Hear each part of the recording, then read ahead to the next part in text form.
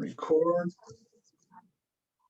Okay, and then I'll hit mute all, and all right, Mark, we're ready for you. You're muted, Mark.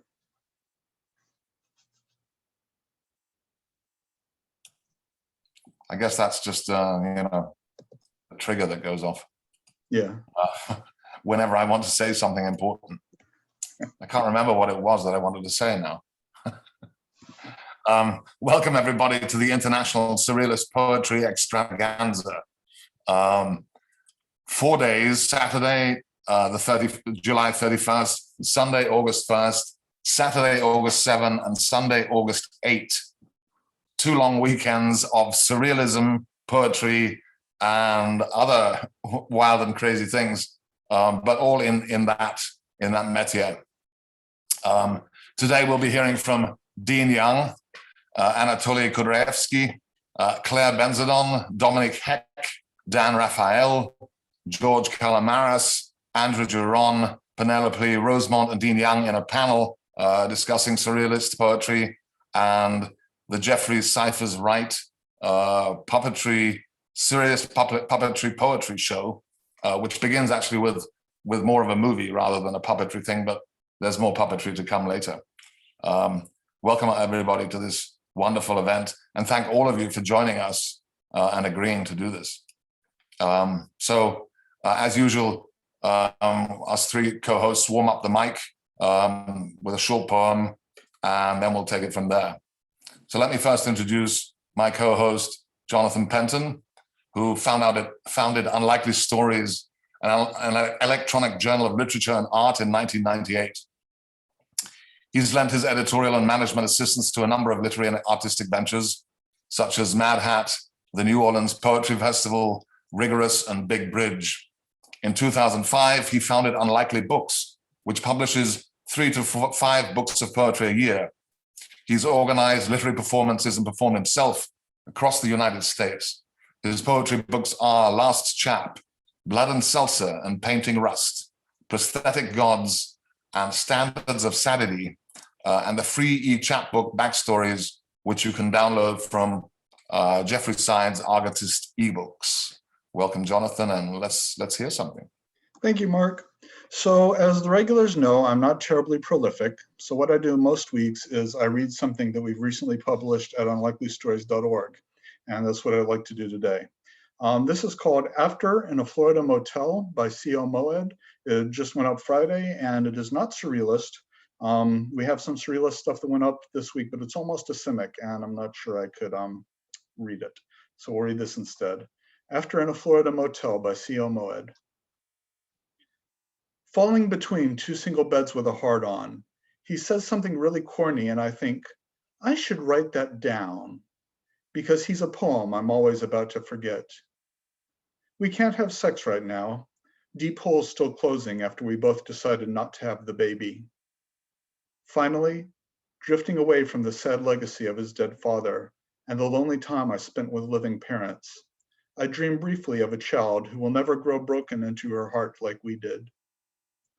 Still, grim thoughts wake me, so I watch this boy poem slumber, while a zillion words he yearns for pound inside the sudden empty home of the baby we both decided not to have. Soon he will rise in bright morning light and woo me with condensed milk and coffee, his fierce love hammering at the Berlin Wall I made from grief and the right decision. Until then, slip on his soft shirt, let it hold me like he did that night not so long ago, and with a quick breath, secretly stretch myself into the sea of younger women's bodies he swims through every day. To hell with all the greeting card mewing I decorate my fears with, nothing left to do but pull myself through bad memories, grab God and shake him, make him swear I will be returned to grace. And the promise there is no end to this poem, just hope. Okay, again, that was by C.O. Moed. All right, it's my great pleasure to introduce my co-host, Cassandra Atherton. Cassandra is an award-winning writer, scholar of prose poetry, and professor of writing and literature in Melbourne, Australia. Her most recent books of prose poetry are Pre-Raphaelite, Leftovers and Fugitive Letters. She is currently writing a book of prose poetry on the atomic bomb with funding from the Australia Council. Cassandra co-wrote Prose Poetry and Introduction and the Anthology of Australian Prose Poetry. She is commissioning editor for Westerly Magazine. Cassandra, will you read for us? Yeah, absolutely. I'm going to read to you a prose poem called Lozenge, and it ends with a Monte Carlo biscuit, which is one of Australia's finest biscuits, which are cookies in America. Okay. Once I inserted my name on a small white tab into one of your cough lollies, so you'd swallow me, so I could be encased in butter menthol and slide down your throat. But there are two types of cough lolly eaters, and it turns out I was the sucker. So you crunched through the sugared amber and spat me into your palm, peeling me off your skin and pegging me into the bin from across the room. My sticky name in the rubbish, discarded like a house of cards, face up.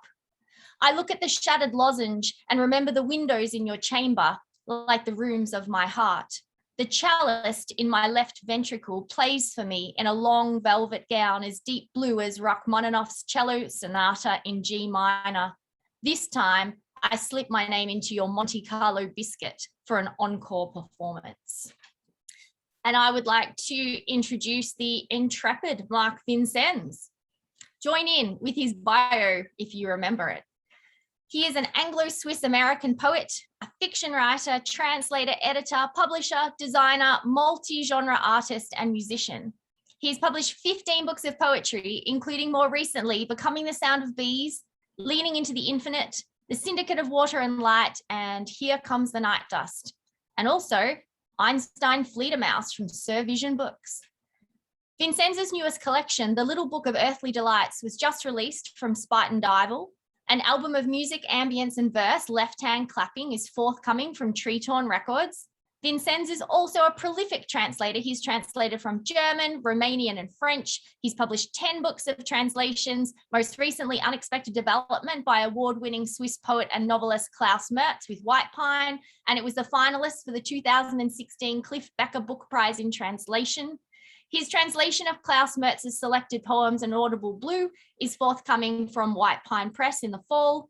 Vincennes is editor and publisher of the sparkling Mad Hat Press and publisher of the amazing New American Writing. He's lived all over the world, from Brazil to China to Iceland to India. He was born in Matilda Hospital on the Peak in Hong Kong, but now lives on a farm in rural Western Massachusetts, overlooking Herman Melville's Greylock Mountain, and where, I know you're waiting for it, there are more mealy bug destroyers, earth-boring scarab beetles, and southern lemmings than people. Mark, please read for us. Thank you, Cassandra. How are those tongue twisters today?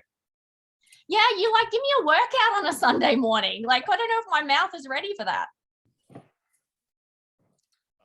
This is a poem called Culture from a collection I'm working on called The King of Prussia is Drunk on Stars. And I'll ask Andrew later if he thinks it fits into the surrealist thinking. Culture. When all is said and done, a sudden hidden meaning, droplets to the east wind, liberated as pieces with hidden meaning. Heave ho, Lipo, a foreign wind has stirred the horsemen, liberated as pieces of storm cloud. Reading too much, but I keep at it at night. The wind fights its hidden meaning.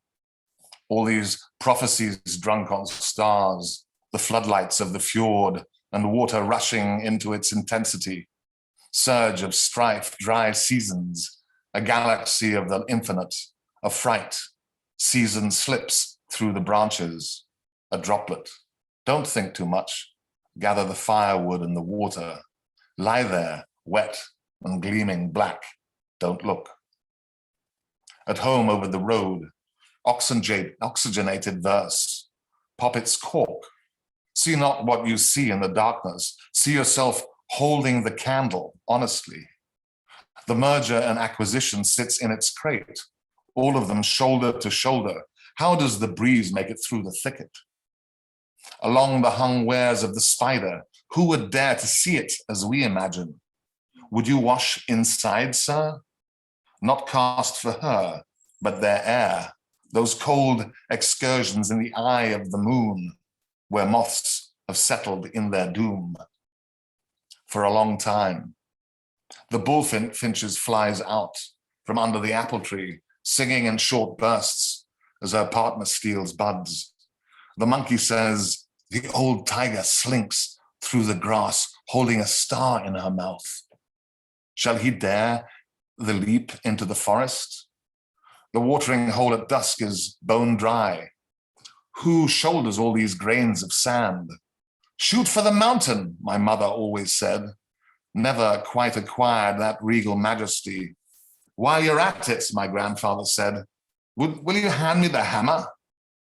This side of me, miles and miles of it, a future with confidence. Then suddenly a wave of sorrow curls up at my feet. Winter morning, I throw crusts for the birds. The forest is silent beneath the stars. A tiger tiptoes into a land made of meat. Dead wasps on the windowsills. Someone haunts this house besmitten. Someone else plays the cello. He's a man like you. Birth of a nation. Keep your head, or so it was said when there were guillotines. On the other hand, they said, find the confidence in your words. This side of the war is peaceful. All the world's diamonds, miles of them, repeat, one eye glaring into dreams. The ground is saying, don't stop. Keep on walking until the leaves change color, now black and blue. They burn into earth. Baking bread. Cooking something up after midnight. Stirring up a potent brew, omens, for whom the bell tolls and so forth. To grasp the mouse in all of its shrieking fury, to shudder at the sound of a bat, to wait for that raccoon or bear to make its entrance. You are late, they say. The bear winds up his organ and invites you to dance. Somewhat surrealist, Andrew? And I'm so delighted to welcome this very distinguished crowd to read with us tonight. I didn't see Dean Young. Oh, Dean, are you there? There we go. Can you, oh, there you go. Yeah, this is me. Can you hear Hi, me? Dean. Yeah, we can hear you. All good. Now I can't hear you. I don't know how I don't know how that happened. That was very strange. I misclicked, sorry. All right, so let me introduce Dean Young to you. Dean Young has published over 20 books of poems, the most recent, Solar Perplexus. I'm handing it over to you, Dean. This is that book, and this is me, more interesting than me. Thank you for inviting me to do this. I feel like I've come to a party where everybody else knows each other. So I'm gonna need a drink soon. This first poem is called Reality. I don't know what people mean by reality. Is it that ocean which I've always loved, no matter its chitinous claws? Or the sky everything falls through? Or those scary ass mites that live on our eyelids? Or the rain of diamonds on Saturn? Whatever it is, I'm sure I've tried to avoid it. Ever since my teachers and ex-girlfriends threatened one day it would dawn on me in a way that made me think that dawn would just make everything darker. Now, when I think of reality, I see one of those beige plastic covers over the hospital's main entree. We're surrounded by zinnias trying to sneak up on us, and an indeterminate rumbling fills the air. Here's my birth certificate. See if you can make sense of it.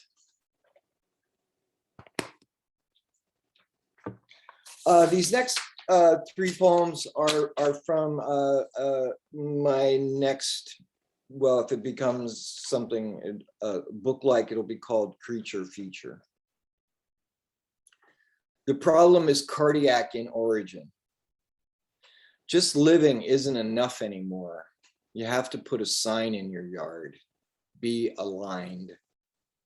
But thankfully, those weird lights over the swamp, the shifts in the spelling of ketchup, the difference between too much and not enough, the whole fucking shebang stays unexplained.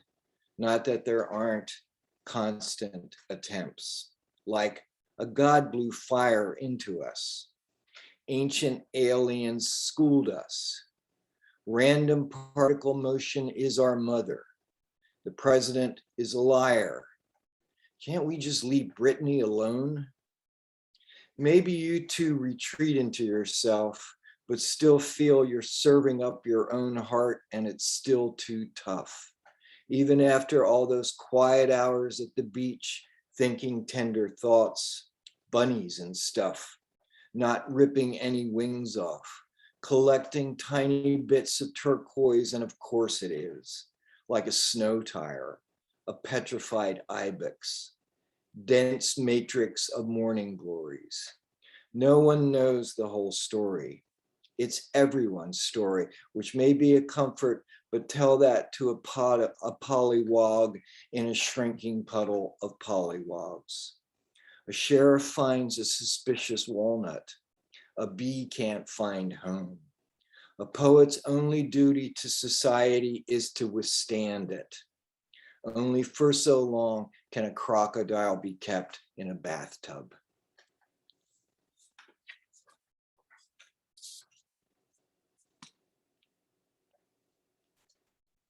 Ever the night, ever the sunrise. Ever the scratches beneath the surface, ever those that swim up to the top, gasping to lightning in the lake with a rope swing. I broke my fingertips, I broke my tongue, but really was it at all that terrible? An ocean rushing through a pinprick, the whole universe teardropping from an eye, a painting no one wants, raucous figures picked up by smaller and smaller birds, glutted with ephemerise, already 85% sky. It's not that we all don't try. Ever the magnificent piles of previous raids, glass beads jammed into the cracks of sidewalks.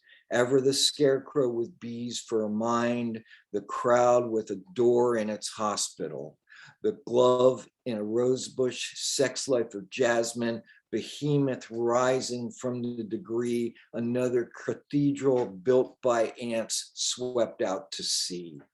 Ever I too am swept towards you, ever will I never see you again. A man who musters a wolf is only halfway there. Always put your best foot in the fire.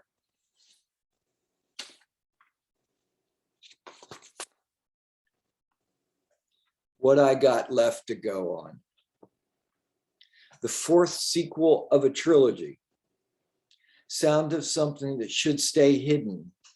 Stomach of a dyspeptic camel.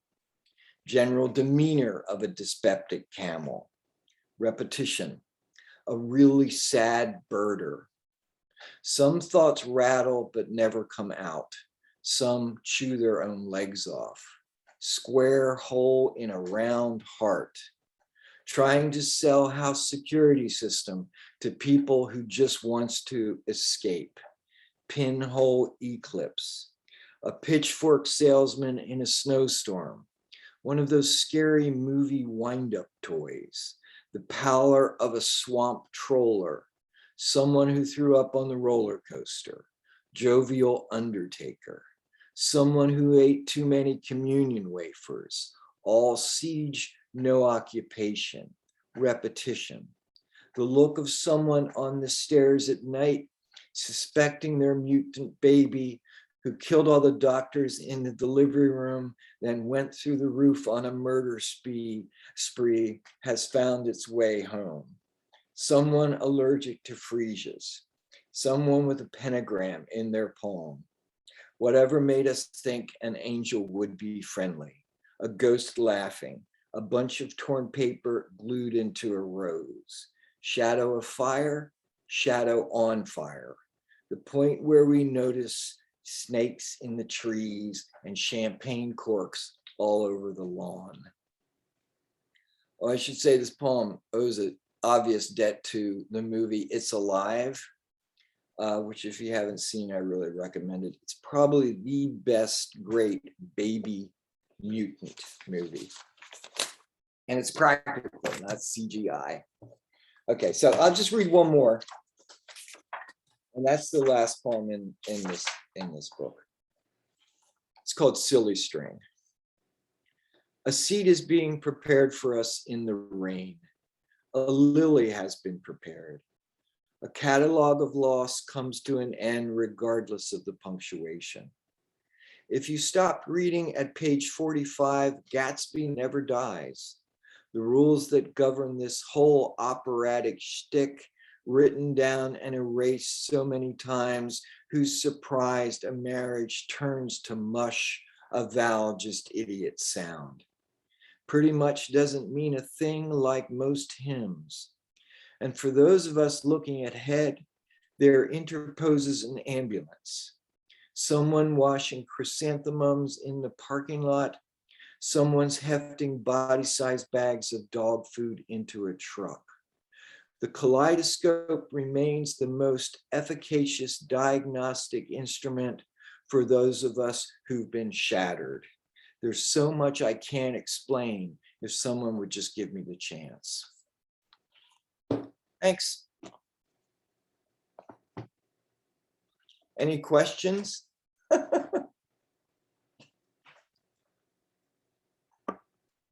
Mark, I can't hear you. Maybe can we talk about that at the panel? That comes a little bit later. We have, I believe, two more readers to go, or three, and then we'll come to the panel. Great. So next up we have Anatoly Kudravitsky, who was born of a Ukrainian-born Polish father and a half-Irish mother. He was educated at Moscow Medical University, graduated in 1978. A holder of a PhD from Moscow Medical Academy, he has a background in biology, Celtic heritage, music, and literature. A former samizdat author, he was blacklisted in 1979 and saw his work first published in 1989. Since then, his poems and short stories have appeared in the best Russian literary magazines. He was the founder and first president of the Russian Poetry Society. Having lived in Russia and Germany, Anatoly has now based himself in South County, Dublin, Ireland, since the beginning of this century. From 1999 until 2004, he was on the board of the directors of the International Federation of Poetry Associations, UNESCO.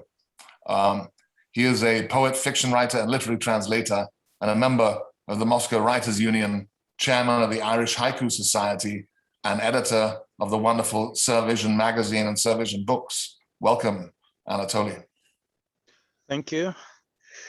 It's very nice of you to introduce me this way. You forgot to add that my book was published by Mud Hut Press, for which I'm truly grateful. So hello to everyone once again, and it's a pleasure and privilege to read with you. I'll just start off with a poem called Stone. Is the sound okay, by the way? Yeah, good. Sounds good, sounds good. Good. Stone. Touch things turned to stone. Silhouettes sitting in a circle. Their candle eyes. Touch your touch. Silent whirlwinds of essence. Droplets of crimson and marine blue. Juices of anger. Panic and quarrels. What was mine is now detached.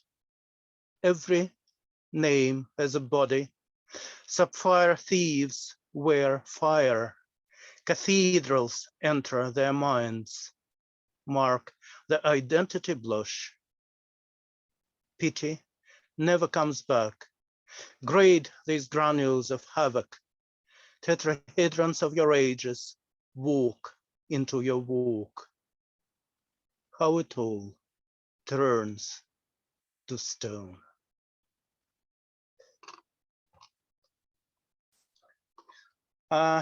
Next poem, these are all magazine published poems. They're not part of any collection yet. The next one is called Hostilities.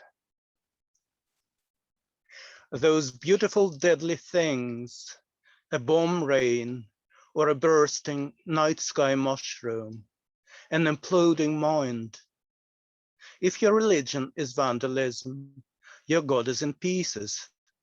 Your consciousness, hillock upon hillock. Even your language isn't your language. The empire of dreams maximizes you with images. The sun is unbuttered bread. Life gets oily under a sunflower. Taste the insatiable kiss of déjà vu. Silencers have a thing for your silence. What do you say to a dynamite ape, to a multi-knife scarecrow? Questions queuing up. Satiety, pencil-bodied, an abyss inside the abyss. The next one is called Motherland and Law. I discovered a judge in a journalist, a jail in a journey. Things are untheorized. I am my motive. I use a burrow snail to attain stealth. My sophistry is sleeping in the rosary. Welcome, my 19th objector. Our fruit eyes picture the planet as an ice globe, a melt. Every pear has a pink heart.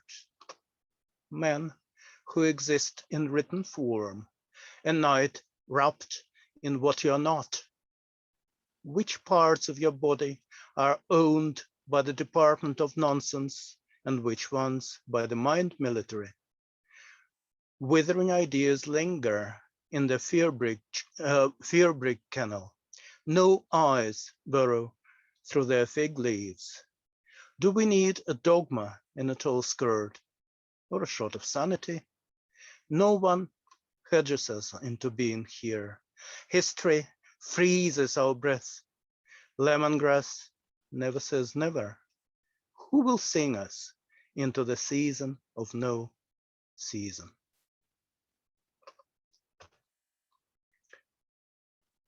Next one is called Close Formation. A hunter trails a long-tailed consequence. It is the sixth nightmare. Children watch eggplants grow meanings. Exuberance exists at the exit. How would you talk to a mind arrow? What would you give for a bulletproof poem? Seasonal dying is the profession one should avoid. I'm doing my beast and you're doing yours. Our genes are our engines. To survive, we'll have to Draculize our story. For how? Ask your napalm, your landmines. Nobody would CNN us to safety. A long lance consequence haunts the hunter. Security by mercuriality. It is the seventh nightmare. Meaning plants grow eggs. The next one is called Looking Upwards. It was published in Blazebox magazine. These stones overhead, comets juggling omens. What's the distance between nothing and no other thing? We eye the sky thinking of a science to replace it with.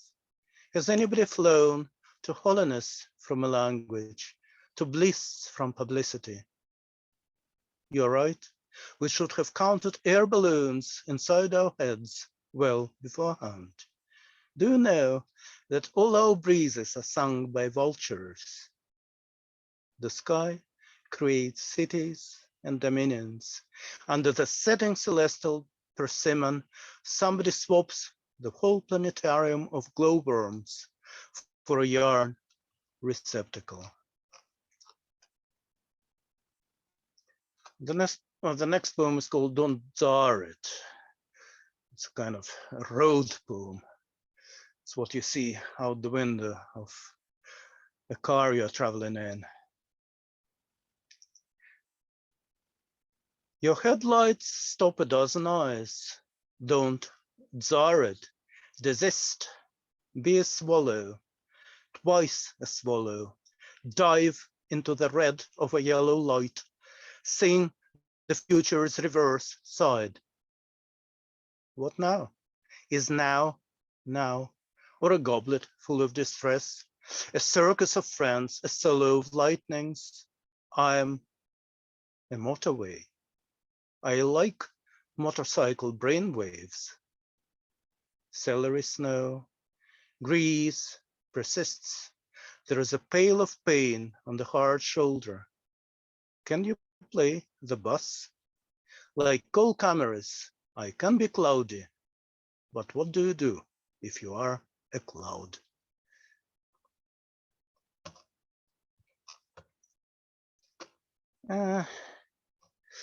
Maybe one more poem. I'll read this one. Don't even remember where it was published. It was somewhere. Down the Great Eastern's well, women are flying trees, wandering hands of the world. Crosses dream of becoming ladders. The weight of the moon is too much for you. Let's bleach our biographical blotches.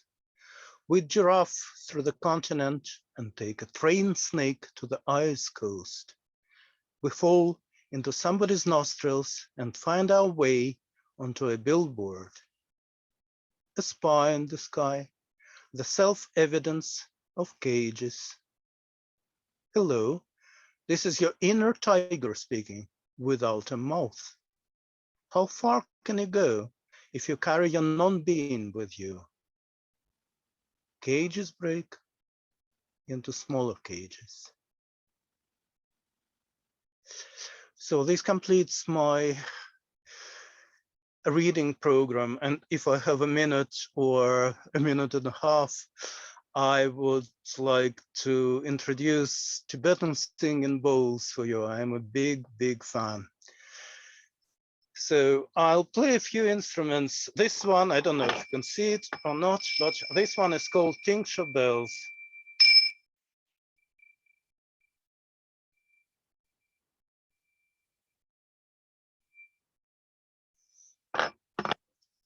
This one is a little ganti bell, so you can just hit it. Or you can make it sing.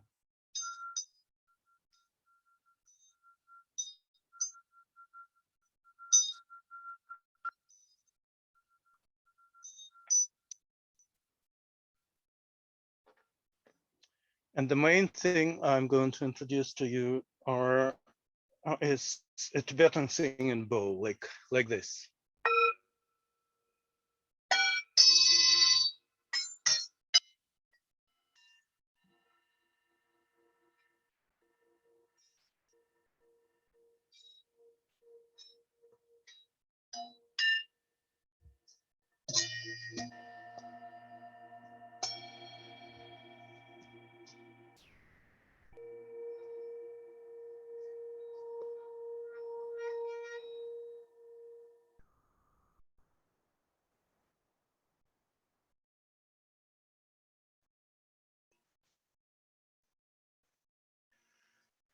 Thank you for your attention.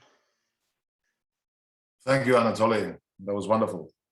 Thank you. And I think we cleaned the air a little bit now as well. Yeah? Hopefully.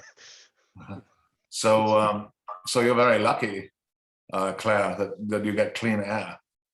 Yes, yes. All the way up to the ceiling. Clayre is a University of Miami MFA graduate student, alumna, and graduate of Brandeis University. She is currently a poetry reader from Split Lip magazine and Broadsided Press's Instagram editor. She's also the former managing editor of Sinking City. Her chapbook, Liminal Zenith, was published by Anatoly's wonderful Surrealism Books. She was awarded the 2019 Alphys Boa Poetry Prize for linguistic rewilding. Additionally, her work has been featured in many places, including Fairy Tale Review, Hobart, Pussy Magic, Kissing Dynamite, and others. Welcome, Clayre.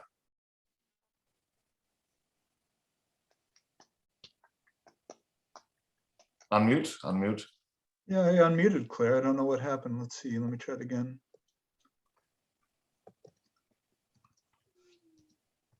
There we go. Thank you so much, everyone. I am currently in a very far place in Spain, so I apologize for not being able to, you can't really see my whole face, but I really am so honored to be here. Thank you, Anatoly. Thank you, Mark. Thank you, everyone here. This is such an incredible opportunity. All right, so I'm going to start with one of the poems that got published by Survision from the first issue. I'm going to be reading 3 poems. So here we go. All right. Let's see. So the first poem is titled Ephemera. Ephemera. And one day, a mare rams into a hare, seizes it, pares its skin with her teeth. She bows into dimness, peers into hampered eventide, to find ephemeron.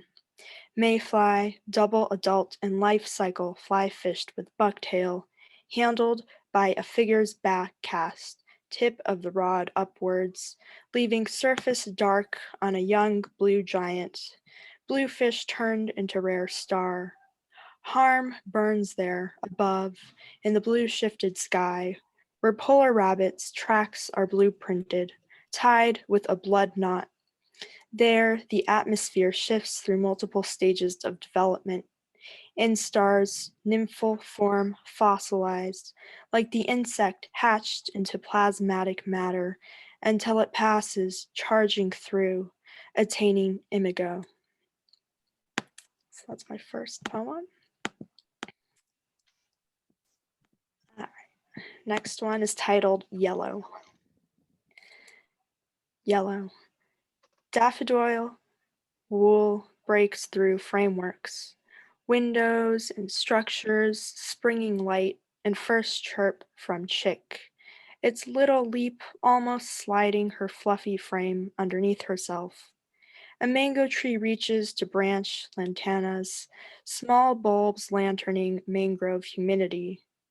Morning uncorks, yells ow, for the day it misses. Now the ow howls through dandelion legules in the June jaded shade, a wind that picks up soapberry summers and tinged goldenrod.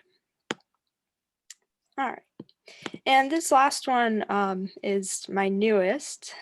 Thank you. My last one, it's I was trying to do some nostalgic poems. I came across Tony Hawk. It came into my mind, and there was this one song that I was trying to find for a very long time. I finally found it after hours of going through YouTube to find the original song. So it's in here. Riding Nintendo Switch. It's Tony Hawk at first, underground, a Game Boy edition. In my sleep, /screen, neon trolley sour gummy worms highlight the dark. Mountain Dew, 270 calories per bottle, 65 grams of sugar. Chattering teeth eat every single morsel in sight.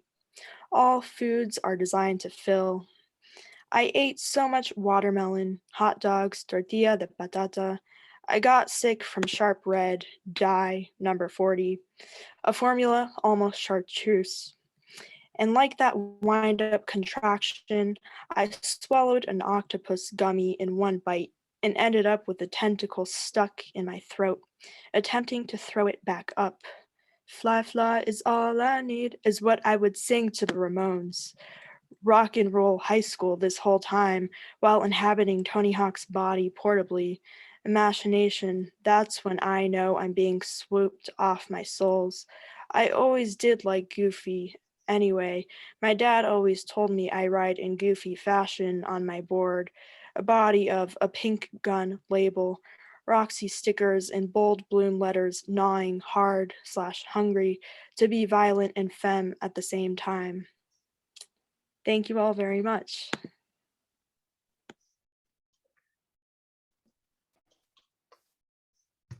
Thank you, Claire. That was wonderful. Next, we hear from Dominique Heck, who grew up in the French-speaking part of Belgium. She read Germanic philology at the University of Liège, and then flew over to Australia, where she completed a PhD on exile in Australian literature. She holds an MA and MA in literary translation. Dominique is the author of a novel, 3 collections of short fiction, 5 books of poetry, and 2 plays.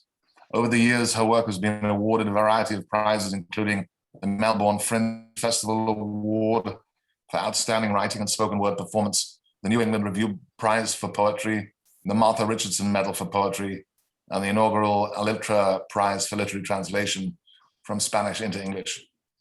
Her poems have been published in anthologies, journals, and websites in Australia and overseas.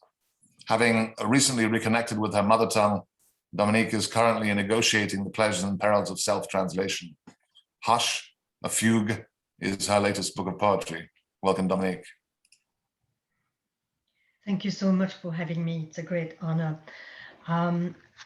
Yes, Hush was published in 2017. And since then, I've published, I think, 6 more books of poems because I resigned from my position at the university. I'm a free woman now, so I'm going to read to you from Chaosmos, which was published during COVID, so it was not launched. Chaosmos is a long poem in 3 parts. The first is called Genesis, the second Chaosmos, and the third Unfinished Genesis. So I'm going to read from each part. It's a poem about making a poem, and it's a mad poem, so bear with me. Pick up the day by the scruff of the neck. Homecomings have sharp teeth. Though ignorant of meaning, they bite. Take puppy fat for puppy love. Dark, soft words melt in ink swirl you call survival. Drop by drop, it is your very self, reflected, caught, gathered, as dark as breath, when it sneaks out between fangs, under the cross-eyed sun, so hot you creep inside, scribble at large of interstellar encounters. Alone with the dark, an odor of seaweed, a whiff of oil, open space from littoral to ocean, earth to firmament, day a sunken boulder on a sandbar.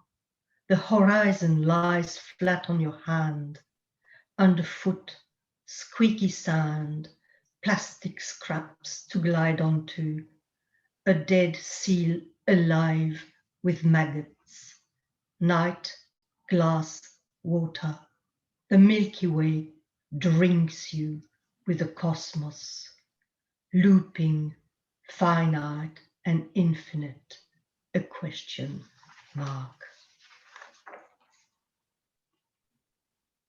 Anemones, an assortment of artful arcs angling for air, meaning manifold modes, manners, methods, mixing, miscarriages, assemblages, absences, accidents, affects, attitudes, adventures, acts, not necessarily neglecting nebulous narratives, never naturalizing nefarious neurotransmitters, no neurosciences, nomenclatures. envied, even expressed in envisioned eras of entropic enjoyment, reeking writer romanticism rooted in unreal rears of Rousseau, ominous, outmoded since Ouija, ontology, or Oulipo. Frameworks featuring frontispieces, fractured fragments, fin, memorializing momentum, Mallarmé, Malebranche, Malevich, out of overestimation for Hong's open oeuvre, echo, boomerang, simulacra, saussure, screen, shimmel, stream of consciousness, aleatory aphasia, autobiographics, automatism, anti-aestheticism, implicit incursions, inversions, innuendos, intuitions, invoices, cubist, cues, castanets, cryptic confabulations, chirp, creative, crabs, marvelous Madrid, mellifluous marshmallows, meow, mop, ekphrastic excess, engraphy, ekphory, engram, elaboration, x, minimalism, more matter, movement, miracle, making Magritte, offering omens, ouch, organismo, orgiastic occurrences, Oma, rumors, running over raptures, repressed recollections, You'd yawn, yap, yarn, yoke, Y letters with yesterday's yowl, yippee.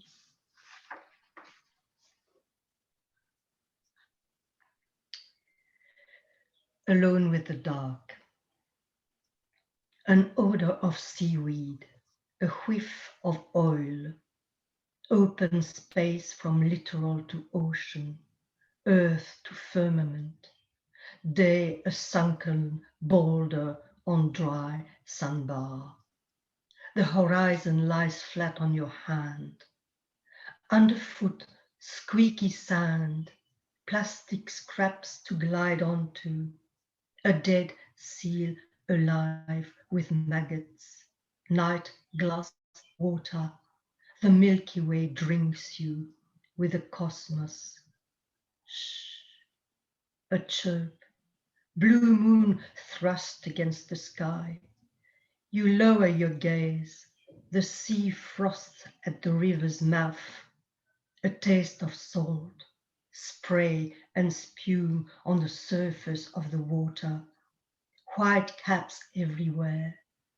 You dive, surface, paddle, plow the water as you would word soil, strike the waves harder and harder. You are a rider of white horses rolling in. The storm gathers momentum and the sun slowly climbs on its upward course. Schimmelreiterin, you are a prose poem on the make. Stimmung, seething semiotic flux, not graved amniote. Allons toi, fuzzy woozy wavelets, horsehair in aqua lune, lunaqua, chevaux de frise, Friesland, mon platteland, Belaqua, whetting stone, cutting cold, you are flayed alive, El desdichada, chair mise en abîme, an eclipse, washed ashore, memory, fusic pebbles, pumice, porous skin, papyrus, paille de papier, flick, flicker, the sky catches on fire, tongues of pink, violet, crimson, lemon, orange, butter, blue, plumes of sea green, elderflower ash, amber rain,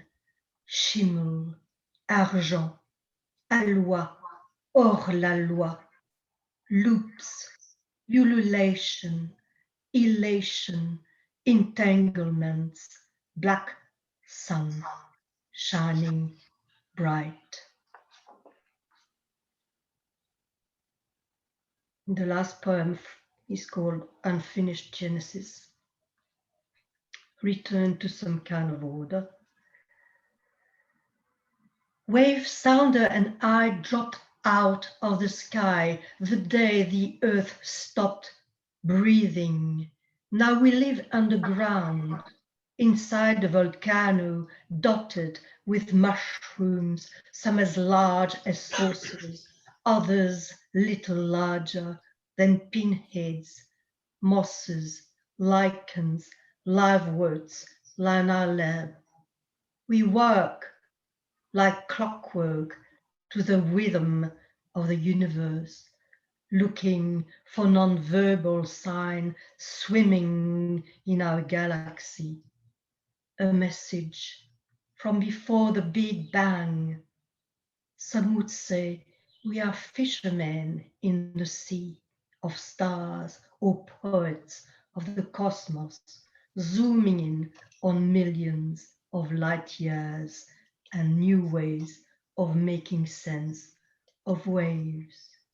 Outside the volcano is a space port, just in case we hear a chirp from the Archean or beyond, the origin of God's breathing. Thank you. Thank you, Dominique. And now we have our panel with Dean Young, Andrew Joron, and Penelope Rosemont. Is Penelope here? People can unmute themselves now. So Penelope, if you're here. I'm here under Paul Sievert's computer. I see. I thought that was you, but I wasn't quite sure. I can't figure out how to change the name. Nope, it just won't do it for some reason. Gotcha. So let me first introduce to you Andrew and Penelope. Dean, you already know. So Andrew is the author of The Absolute Letter, a collection of poems published by Flood Editions. Andrew's previous poetry collections include Trance Archive, new and selected poems from City Lights, The Removes, Hard Press, Fathom from John Yow's Black Square Editions, and The Sound Mirror, also from Flood Editions. The Cry at Zero selection of his prose poems and critical essays was published by Counterpath in 2007. From the German, he's translated the literary essays of Marxist utopian philosopher Ernst Bloch and The Perpetual Motion Machine by the proto-Dana fantasist Paul Scherbart. As a musician, Andrew plays the theremin in various experimental and free jazz ensembles. And Andrew teaches creative writing at San Francisco State University. And Penelope participated in the Paris Surrealist Group Cafe meetings in 1965 and 1966. With Franklin Rosemont, she was welcomed into a group by André Breton. While in Paris, they wrote a document, Situation of Surrealism in USA, that was published in La Quibra, established a surrealist group in Chicago, edited surrealist publications, including Arsenal Surrealist Subversions, Surrealist Women, an international anthology, and more recently, Surrealism Inside the Magnetic Fields from Light. We'll start with Andrew. How came thou from science fiction to surrealism? Well, yeah, maybe we can circle back to that, but I want to step back and look at a bigger picture for a minute. And I'm so glad that you mentioned that Penelope interacted and engaged with André Breton in Paris.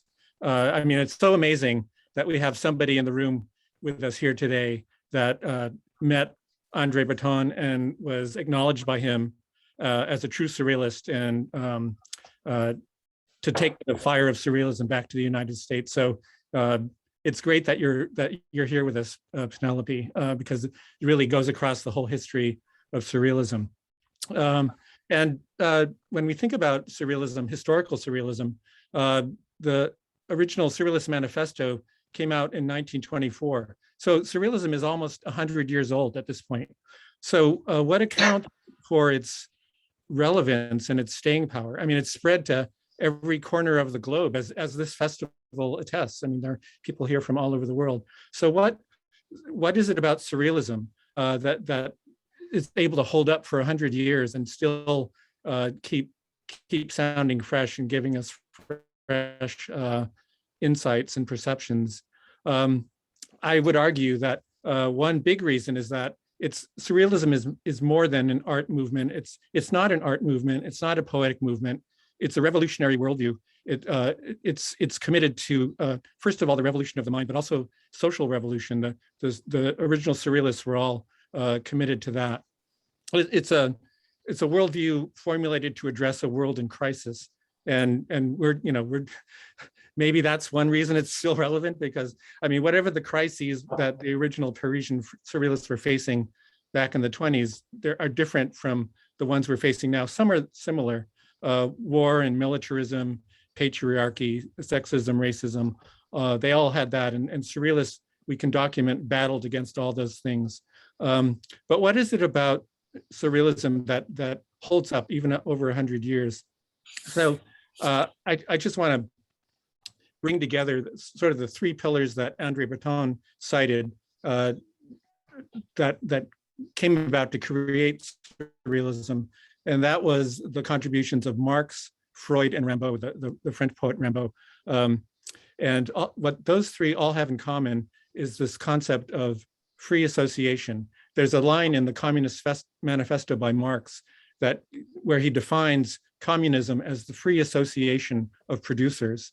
And of course, we all know that Freud opened up the human unconscious through free association of words, allowing the psychoanalyst to graph the movements of the unconscious mind. And the original surrealists based a form of writing on that, automatic writing, on free association. And they saw the precursor of that in the poetics of Rimbaud, where a poem could just be composed of associative leaps of imagery and not have to have an overarching controlling theme or message. It's just the overboiling of language. And we get that in the very phrase surrealism. There's the commitment to realism there, but it's an overboiling of the real. It's not an escape from reality. It's seeing the exponential nature of reality.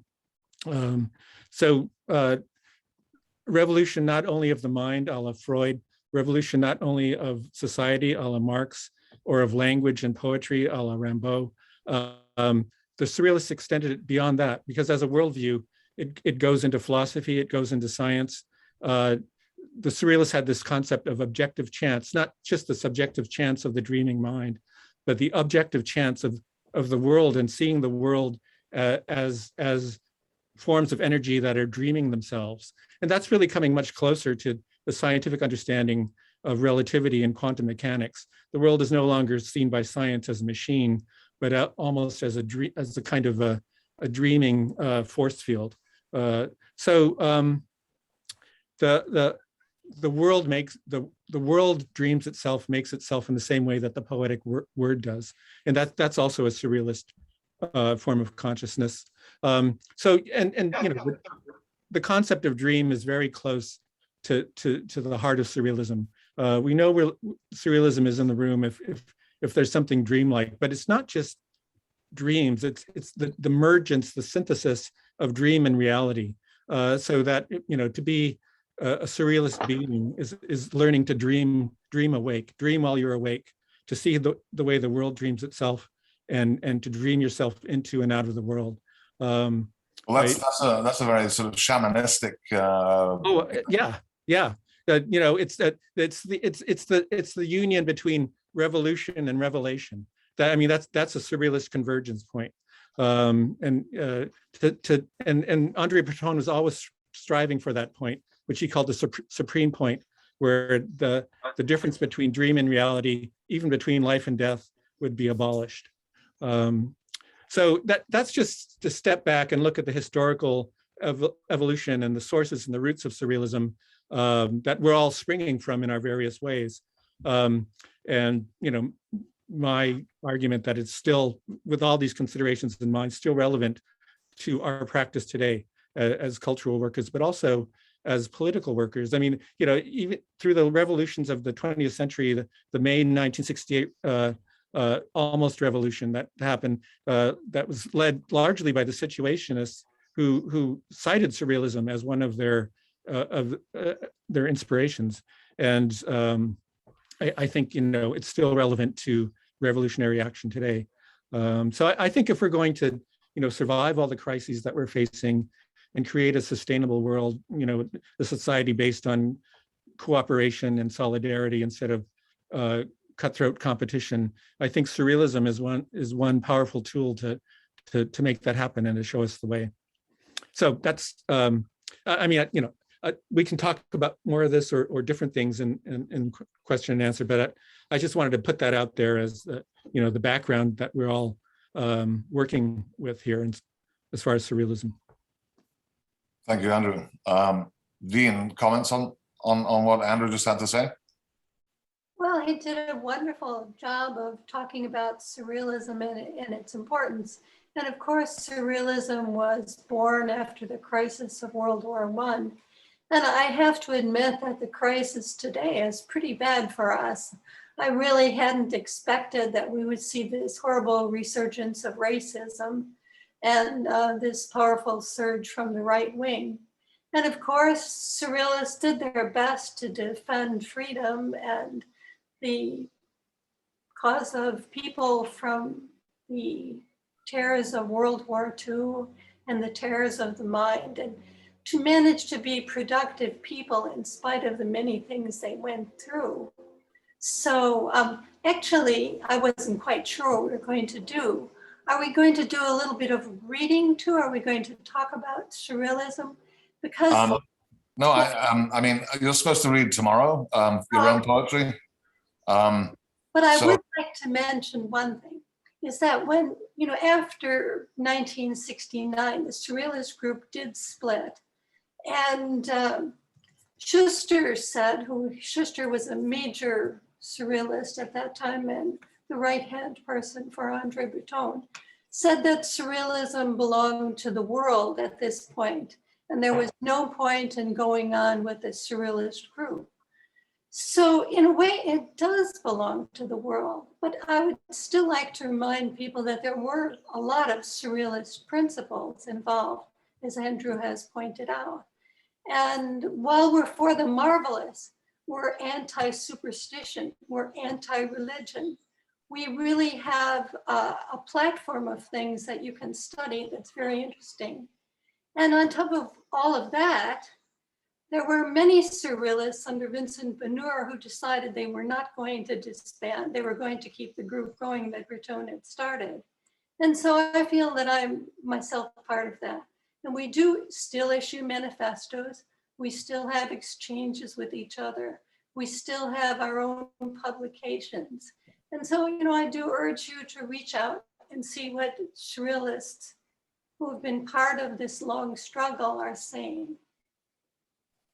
How can folk reach you, Penelope? Well, now that may not be the easiest thing these days because I'm not that good on a computer. But we do have Surrealism, I think it's -USA. And of course, you can buy our books. I did a Surrealist Women book, and we did a Black, Brown, and Beige book. And I have a book from City Lights that they published last year. But I do have one poem that I would like to read today. It's pretty short. Sure. If I can find it now.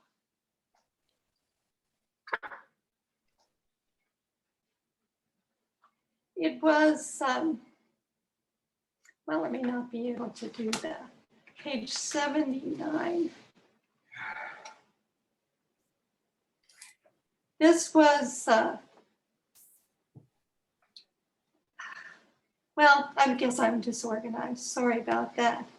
But this poem had been published very early on. 1941, it was by Suzanne Césaire, and it's called Poverty of a Poetry. And she says, Martinician bards Talent, of course, for those who are interested in that sort of thing. But what a pity. They pass, they look, but they don't see. It occurs to them to pity the Negro, but they do not know the Negro. They evoke the cliff sides, the marvelous cliff sides, but their sorcerous, malignant aura, their outrageous promise, their dynamite. Instead of all that, they give us nuances, style, words, sentiment, the color blue, shades of pink and yellow, pretty and nice and overdone. Is it literature? Oh yes, the literature of the hammock, the literature of sugar and vanilla, literary tourism, the blue guide, poetry, not a bit of it. Enough. Poetry is elsewhere, far from rhymes, far from complaints, trade winds and parakeets. Martinician literature will be flesh eating or it will not be at all. And I think, from 1942, that's pretty good. So I don't want to take too much time. I want to hear what other people have to say. Thoughts, Dean? Well, I'd just like to answer the initial question about how has Surrealism lasted 100 years and why is it still relevant by saying, well, it easily lasted 100 years even before the publication of the first manifesto of Surrealism. Surrealism has been around forever. The small s, I suppose we have to say. And it may be, in fact, where consciousness begins. The recognition of things not being in line, a kind of out of whackness, and the sense that the universe itself may be a musical phenomena, a matter of dream as well as reality. We all have to deal with Breton's severities in our own way. I know that I am primarily concerned with the production of literary objects, which pretty much gets me thrown out of the group. So the more political aspects of it, I fundamentally believe that the first manifesto is one of the greatest rights of man ever written. It's right up there with the Constitution. But the enactment of artists in politics, boy, there are a lot of people writing reports on Czechoslovakian milk production. And we know when the Communist Party assigned Breton to write a report on this Czechoslovakian milk production, he resigned. He walked away from it as a way of saying that the imagination must live in a perpetual state of liberation or it will not live at all. I've just quit my academic job. So I feel like I have made a fundamental step in the right direction. But still, I feel my relationship with Surrealism may be indefensibly personal.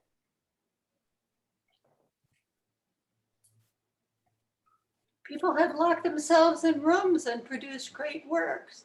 But on the other hand, it's a moment in which people have to intervene in society. I think maybe Anatoly had a question for you guys. Do you have something, Anatoly? Unmute. You need to unmute. Unmute. You need to unmute.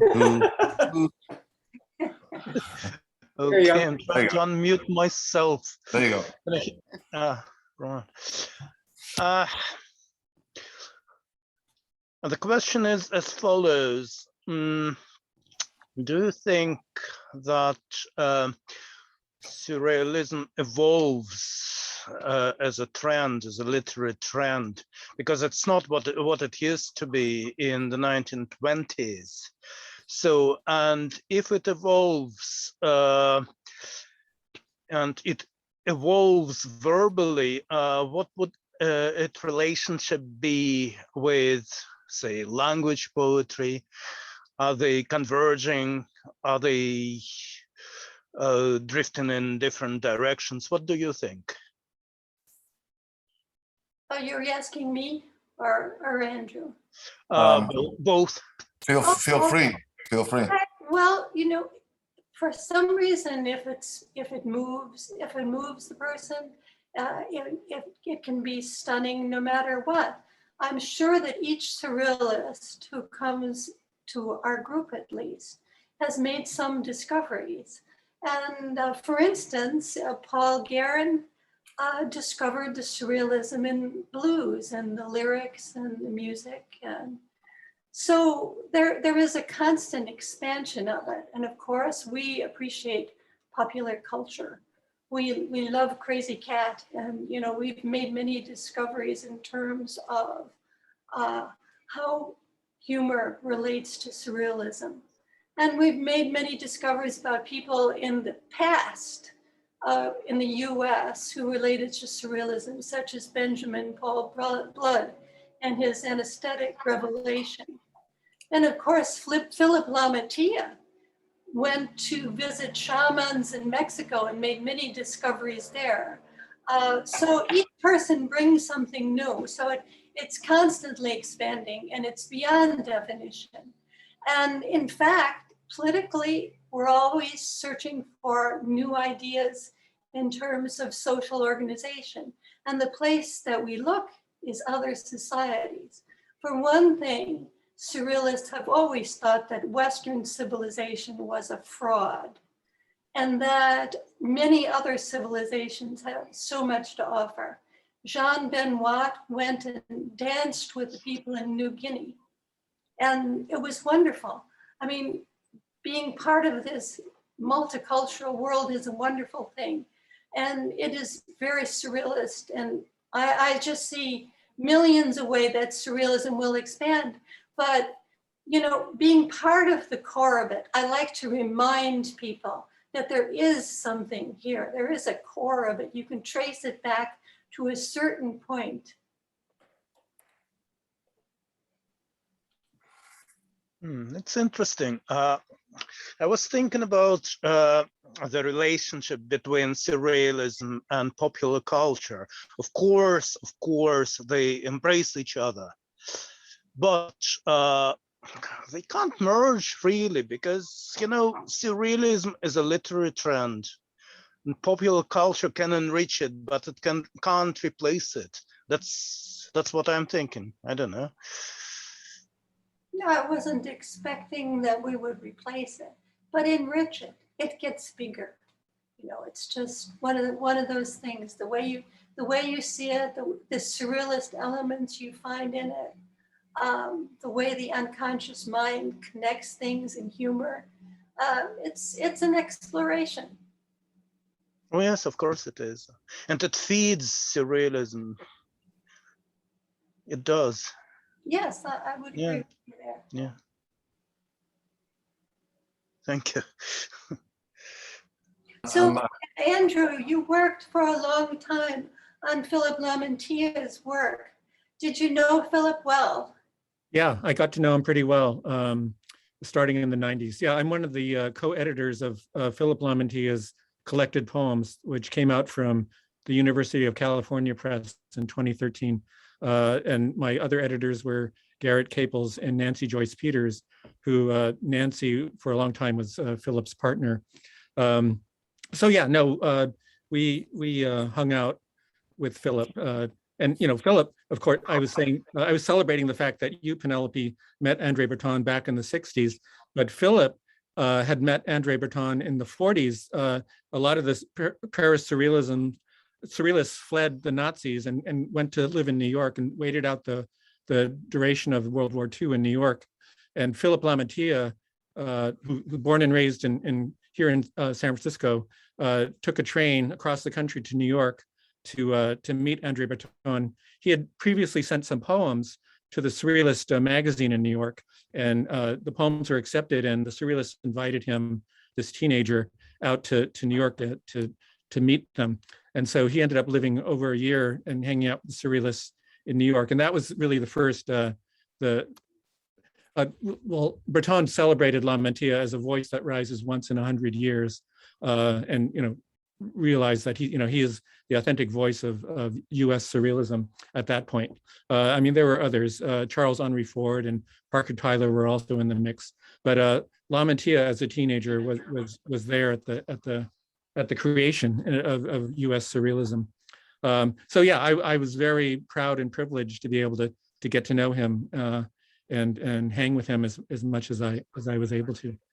Well, Nancy and he came out to visit our World Surrealist exhibition that we held in 1976. And we had a big old house at the time, and Joseph Jablonski and Cynthia came from Pennsylvania. There were some surrealists who lived up the street, and Paul Guerin lived a half block away. And so basically we had a house full of surrealists, and it was wonderful. Yeah. And that's when I met Philip. He was such a dynamic person, and he stayed that way. Mm-hmm. And years later, he would call us up and talk to us about ancient Egypt for 6 hours on the telephone. Yes. No, his phone calls were legendary. I mean, he just had so much energy. He could stay up all night, never sleeping, and he expected you to have that same energy and follow him in all his velocity. Yeah, his scholarship was tremendous, and it comes through in his poems and in little bits here and there. But when he talked, it was just magical. It was a wonderful person to have a conversation with. So. Thank you guys. Paul, did you have a question? Unmute.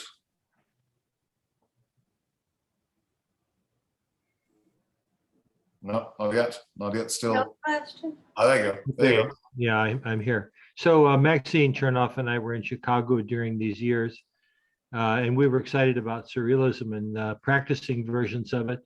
Henri Michaud was very big for us. Mike King, for example, and it was, I think, especially important to Maxine in her, as received and developed in her prose poems.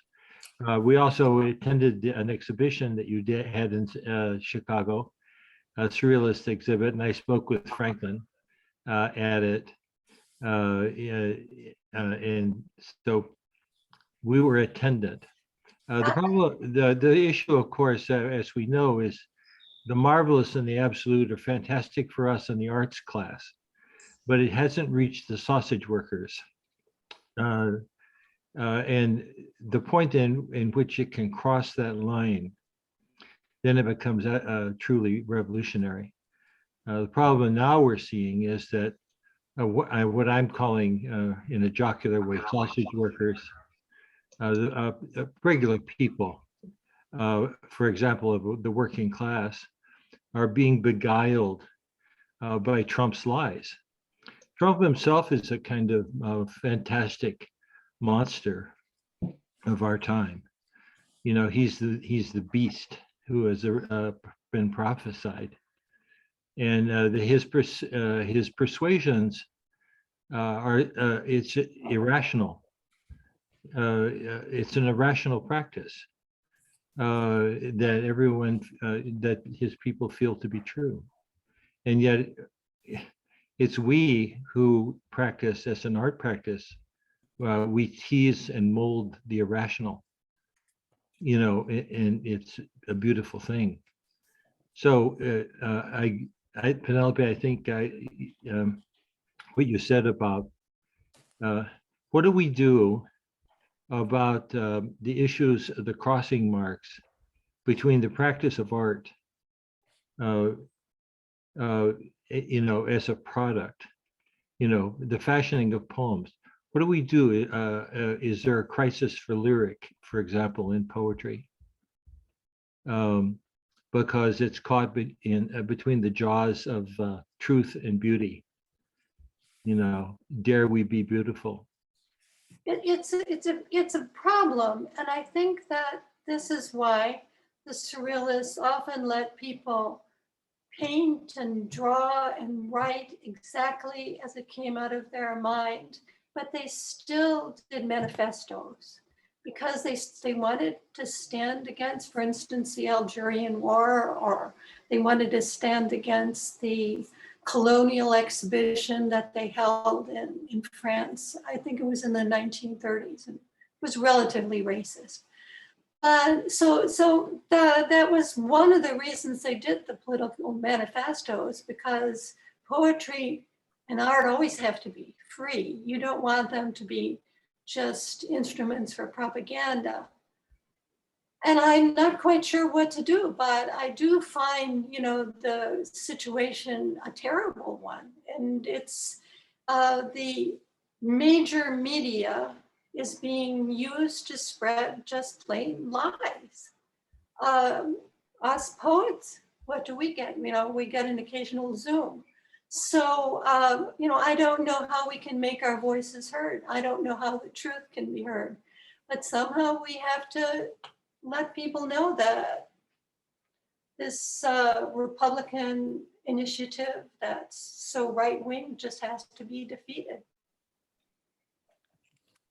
Hi, Paul. I just want to point out that while we have brought this horrible monster in front of us again, that I don't believe Trump's behavior was irrational. It complements his behavior too much. His behavior is obvious, self-serving, and based on lies that he tells. I don't think there's enough there of consciousness to call it irrational. It's just mean and stupid, But he tells these lies and about in order to raise money, and millions, hundreds of millions of dollars come flooding in his direction, and he's just running away with it. Yeah, that sounds pretty rational. So he's right. I know that he's very purposeful in grasping. But when I'm thinking about that, a third of our nation could be captured by this irrational doctrine that he's putting forth. It's shocking. It makes me reconsider kind of what consciousness is and who we are. I like that. I like that, Paul. Well, one of the things that the pandemic did for everybody is it forced everybody to have an inner life. And for those of us who do in fact practice that, who have an art that comes out of it, it wasn't that bad. And for many of us, we produced a lot more work than usual. But for people who were forced to have an inner life, there are monsters there. And it created, even more so in America, a fear of thought, a fear of introspection. And I think that's where our culture is right now. It is extremely sick of anything that would require questioning the consistency of something or putting one's own stability at risk. It's very black and white, the line between dreaming and non-dreaming, yeah? Well, I have a question. Andrew, did you know Diane Deprima? I met her a few times. I didn't know her well. Yeah, I was very lucky that she spent 6 months or so at Columbia College as a resident poet. So I was the one who hired her. Oh, you did? Well, yeah. Congratulations. That was such a good thing. So she was such a wonderful person. I loved her revolutionary letters. And, she'll really be missed because she gave such wonderful poetry readings. And they were political, some of them, but not in, not in a way that was boring or terrible. They just brought up the importance of being free people. So I just like to think about her a little. Kenneth Rexroth started in Chicago as an insurgent, a leftist. Yeah, autobiographical novel. Yeah. I really enjoyed that. And then he went out to Berkeley and apparently was very important in terms of getting people together. Yes. Another thing that would be wonderful is actually if we could get together Well, sometime. he helped make the beats possible. Yes. But then he felt betrayed by them in the end, and he was wounded by it ultimately and felt rejected. Rex Roth was one of Lamantia's early mentors as well. Well,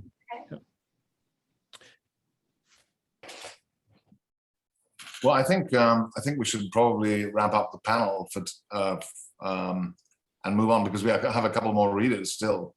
Thank you so much. That was very insightful.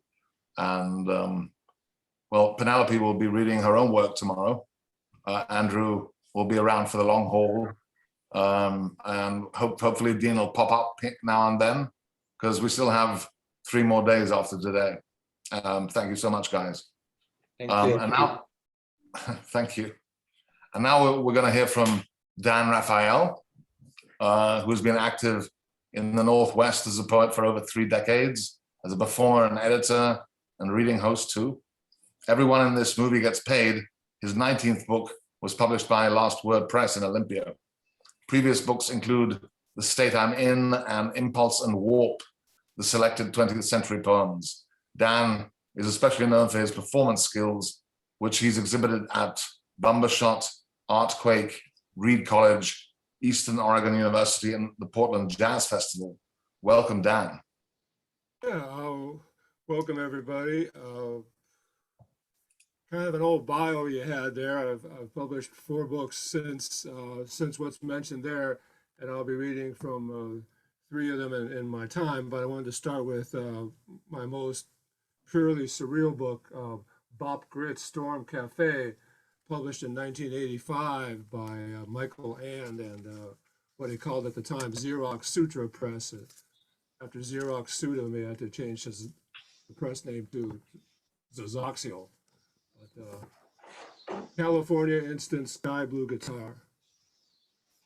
Stretched like a meditating rock, sandals wouldn't, though the spirit's newspaper diving match compress, an unintentional stasis of non-chromosomal emblems. Like forest fires in a crowd of 10,000 people just happened by. Like the moon the size of a semi barreling right down the street, running up the curb. Are we out of filters? Who ate my ring? The curl of lips of being Mars-like aviator who forgot their emblems, white with shrieks of zero, shrieked with white norns among zoo-banking territorial marchness, changing mushrooms, selling light bulbs to herons eating rain in space, clinging to that charcoal merit badge like a chocolate spaniel I ate the head off, clams in a ping-pong ball of reverence, marjoram incense weekly, paper-trained, optimistic. Ultraviolet cactus require no bacon fat.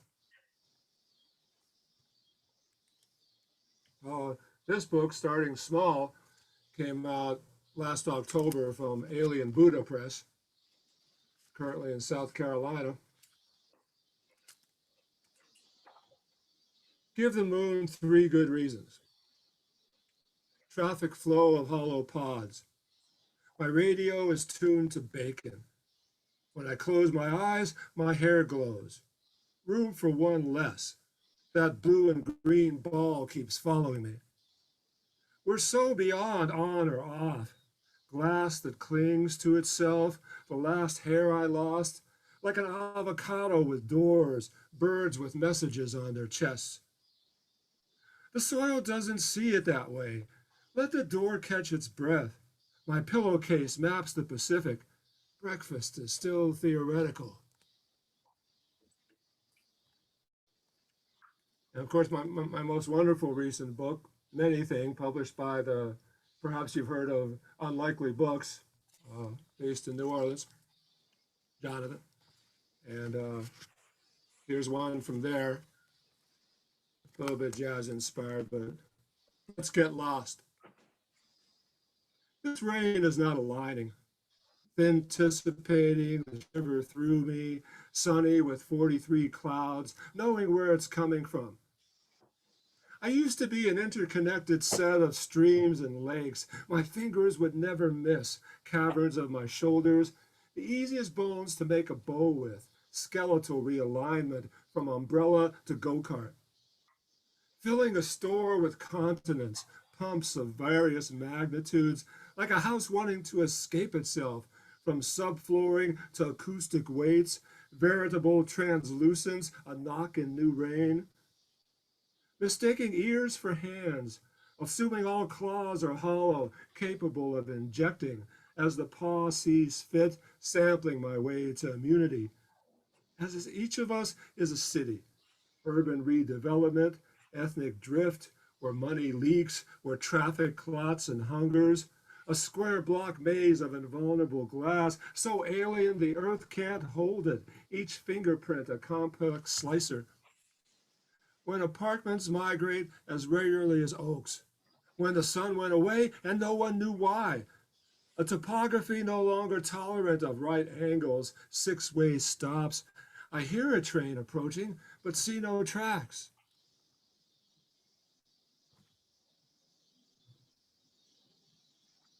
Most recent, and I guess this is book number 25, is Maps, Menus, and Emanations, published by Cyberwit in India.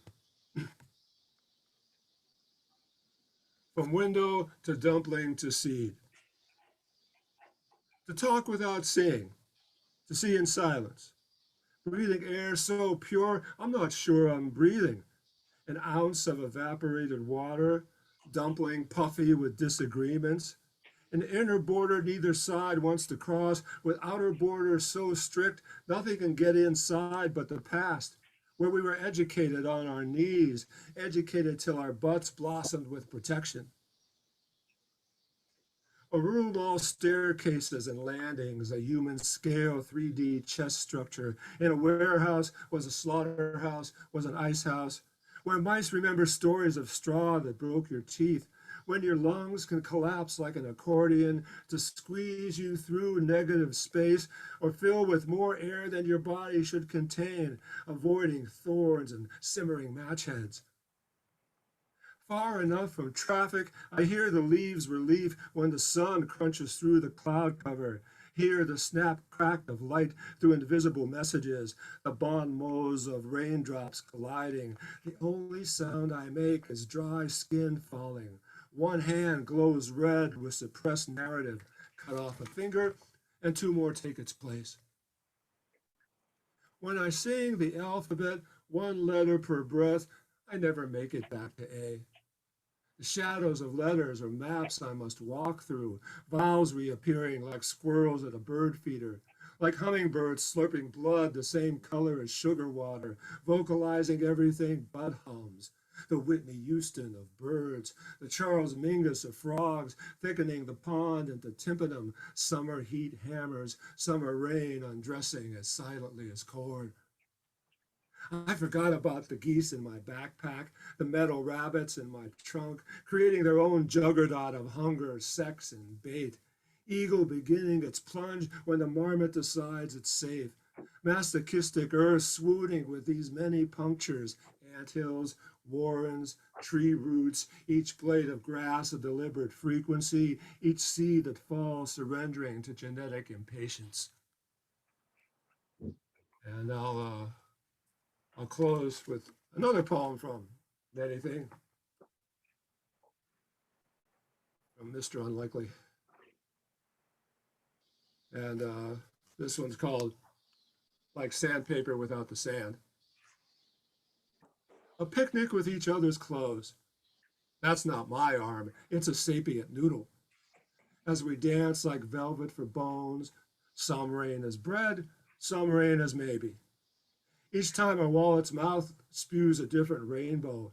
Could be sauce or condiment, could be where my face was. A big fist of bourbon, a short skirt of uncertainable. I heat the milk till it's too thick to inject. Instead of changing sheets, I change sleeping. Knees from a vine, hair replaced with wheat, Taking my coat off blocks traffic for half an hour. Going over, adding smoke to smoke, hushed as flowers when the butter rumbles with desire. In 1997, the perfect robot was sent in 15 pieces to random people, thumping like a 30-year-old tea with one large fluorescent mushroom between the window panes in lost light, too volatile to be here. The splintered horizon reminds me to lunch on the back third of a horse, on the 5th and 31st star in the flag. Garlic is my guardian angel, whirling a rosary of sharpened seeds. Like sandpaper without the paper. They gave me a label, but not what's inside. The car I thought I came in is on my keychain. Sounds like a river, smells like a freeway, barks like my heart when my shoes change species and are now nocturnal. Bathing in gasoline, patenting my urine. Before the sun rises, I'm fried and costumed. I absorb all the information they'll give me, then open another mouth. At 3 p.m., the studs in the wall are their most expansive. Clouds keep us safe from night's contracts and tools. Move someplace thicker and slower. More somewhere that'll flood soon. Termites, fire, repossession, a tractor beam. Someone steals my false identity and reinvests what I never had. Shower curtains leading into windswept post-suburbia, birds without amplifiers, cats with tattoos. A viaduct of books reformulates the neighborhood. Thanks, everybody. Thanks for the invitation. Thank you so much, Dan. And next we hear from George Calamaris, who was poet laureate of Indiana from 2014 to 2016, and is the author of 10 full-length books of poetry and 7 poetry chapbooks. His most recent books are Luminous in the Owl's Rib from Dos Madres Press and That Moment of Sweat from Sir Vision Books. He's received several national prizes for his poetry and spent several months in India in 1994 on an Indo-US Advanced Research Fellowship. He is professor of English at Purdue University, Fort Wayne, where he's taught since 1990. Welcome, George.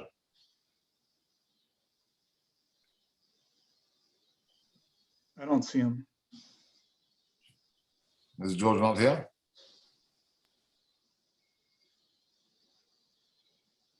Oh dear. Oh dear. All right.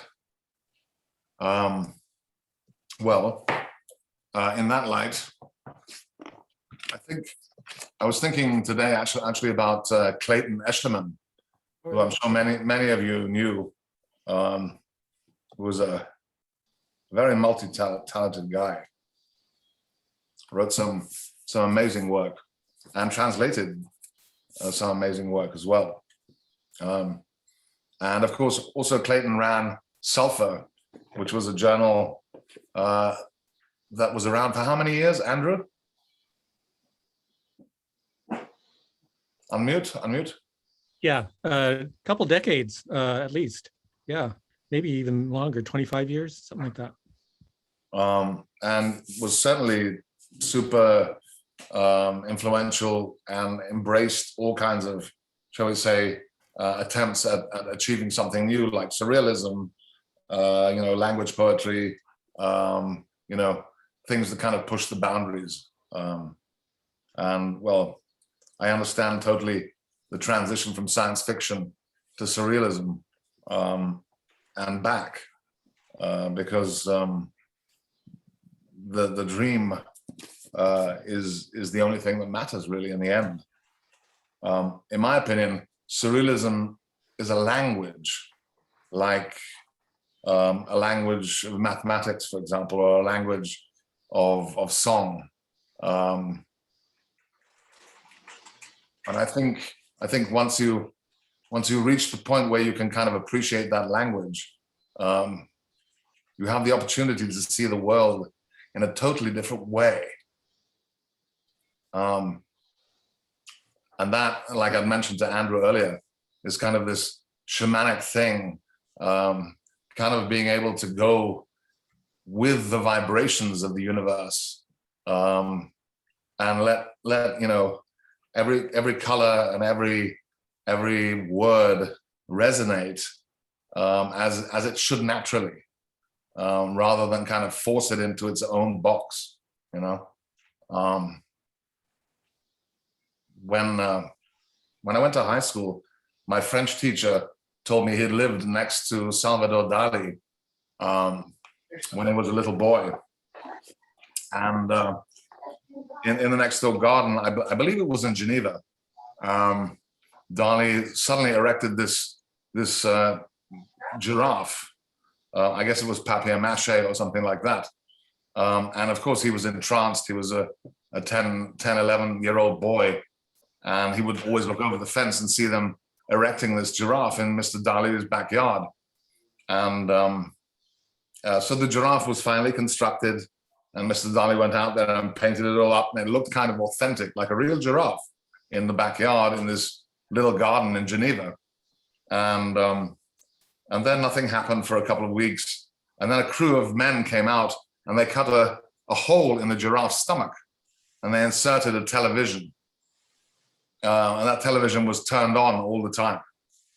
And the little boy says to Dali, he said, the giraffe, I think it's amazing, but why does the giraffe have a television in its tummy?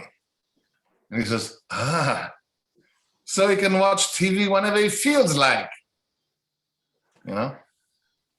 On that note, here's a poem by Martha Ronk, called The Object of Desire. The elaborate celibate twilight, fog entrapped between trees, orifices filled with leggy things insisting, Macbeth kills instead. The driveway apron edged my heather, name of pen pal at 11, no more or less than now, casual acquaintance for focus. The calf steams and ruts, birthing flies from her forehead, slowly towards the coral of death. The mountains succumb to acid illness. It's an airborne illusion, the nods in close distance on a road to arbitrariness, catching a glimpse of what to see today. Sitting as still as married to a deep knowledge of chess, remembering a man as beautiful playing under a nameless tree. Arbiter vitae, to stop the play of mind. Desire implies being seen by someone else, making do with mirrors. Diana as the object of Acton's imagination, an operation of ocular possession, which is culminated instead by staying indoors and letting it blow over. Veils necessary for voyeurism, what anchoring an unnamed green left by the fall of pale blossoms, ringing the stones of the state, the branches he couldn't possess, kingly undoing in a vision enveloped by anomalies, woven with beards, chaste uncoupled things, seen or unseen by groundlings, lineage patronizing authorship, telling her to do it, which cost her her sons, the eternal daughter, swaddled up. So, what do you think of that one? Martha Ronk's quite a poet. And so we're going to fade out on a wonderful collage poem which Jeffrey Cyphers Wright has put together. Thank you everybody for being with us tonight. Thank you, of course, Dean, and thank you for your fantastic reading and your thoughts. And you know, if you'd like to show up any time later in the next 3 days, we'd be happy to see you, of course. Anatoly, thank you. Clayre Benzadon. If I can figure it out. Please do, please do. Anyway, if it's fun, you know. Yeah, it has been. Thank you, Clayre Benzadon, Dominique Heck, of course, Andrew, who will be joining us for the entire 4 nights, and Penelope, who we will see tomorrow reading. Dan, Raphael, thank you so much. Thank you, George, even though you weren't here. And now, let's see what Jeffrey Cyphers Wright has to show us. All right, let's see here. Optimize for video, share sound. Can y'all see that? We can. Okay, hopefully y'all can hear it. Statement.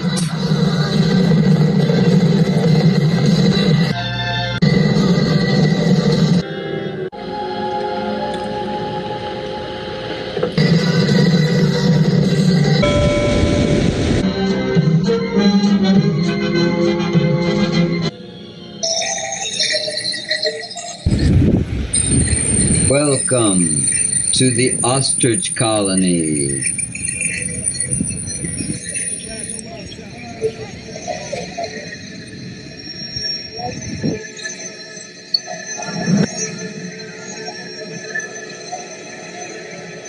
I say we need to look out for each other. The statues of chefs are starving in the squares.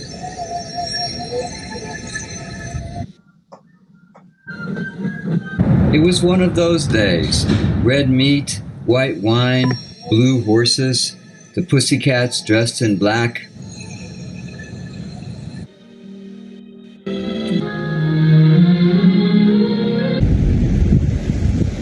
To turn to stand up, in, over your head. To seek asylum, to haggle with the gatekeeper, to let you lead over the dance floor, to let you sleep, to sing you to sleep, to put $1 under your pillow, to let you lead, to carry, to pour you around, to pour you another round of old 98.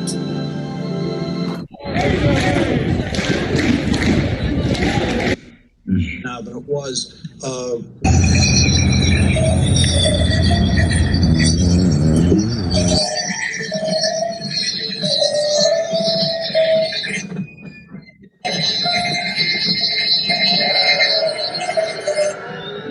Surrounded by invisible naked ladies, Hyperion takes a hit.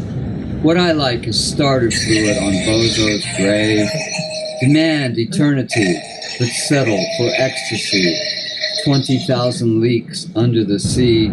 IOUs dripping from the sun's blind spot. What kind of fuel am I?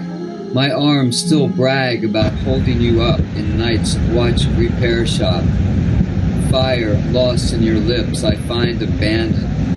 To meet you at the infirmary, to carry change for the indigent.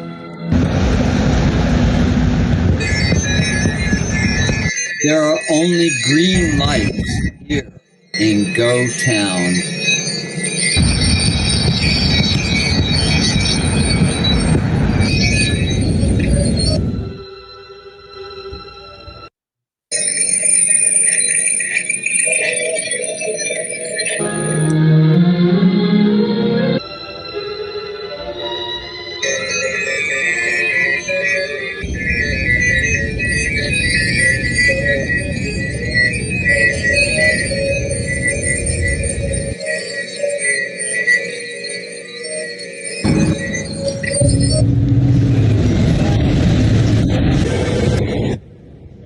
Caravan of lost causes staggers on. Steam drags me to the witness stand. Your eyes arc-weld beams to sundown.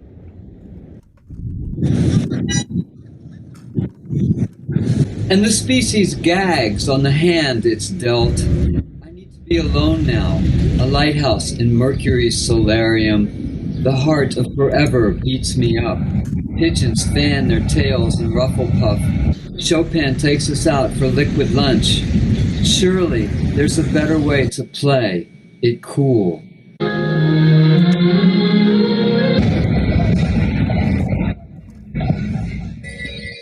Threading what the stars unspool.